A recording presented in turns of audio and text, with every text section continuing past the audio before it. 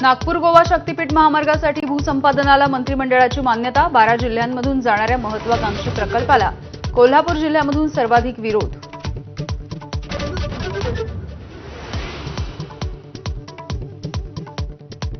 मुंबई आणि परिसरामधील मेट्रो प्रकल्पांसाठी MMRDAकडून 12,000 कोटींच्या कामांना मंजुरी।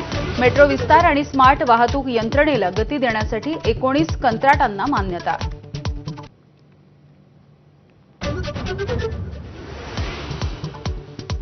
मुख्यमंत्र्यांच्या नागपूर दक्षिण मतदारसंघावरती राहुल गांधींचा मोठा आरोप। 5 महिन्यांमध्ये 8% मतदार वाढल्याचा दावा। निवडणूक आयोग गप्प का? राहुल गांधींचा सवाल।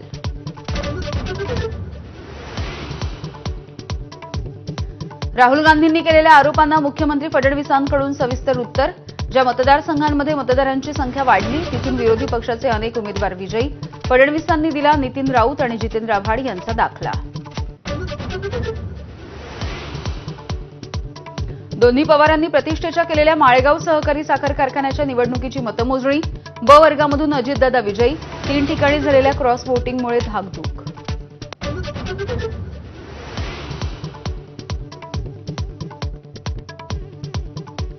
हिंदीच्या मुद्द्यावरती शिक्षण मंत्री दादा भुसे घेणार राज ठाकरेंची भेट। हिंदी भाषेच्या संदर्भात भुसे ठाकरेंना सरकारची भूमिका समजावून सांगणार।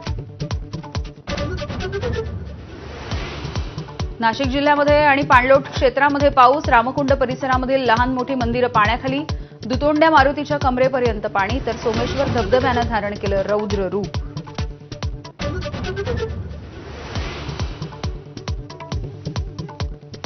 वाहतुकीचे नियम मोडले म्हणून तरुणींना बडवणाऱ्या महिला वाहतूक पोलिसानं माफी मागितली। लातूरच्या वाहतूक पोलिसाचा व्हिडिओ झाला होता व्हायरल।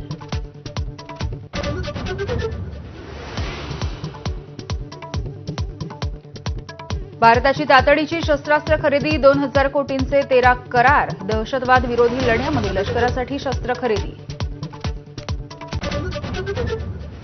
12 दिवसांच्या संघर्षानंतर इराण आणि इस्रायलमध्ये युद्धबंदीवरती सहमती। अमेरिकेचे राष्ट्राध्यक्ष डोनाल्ड ट्रम्प यांची घोषणा। इराणकडूनही युद्धबंदी जाहीर।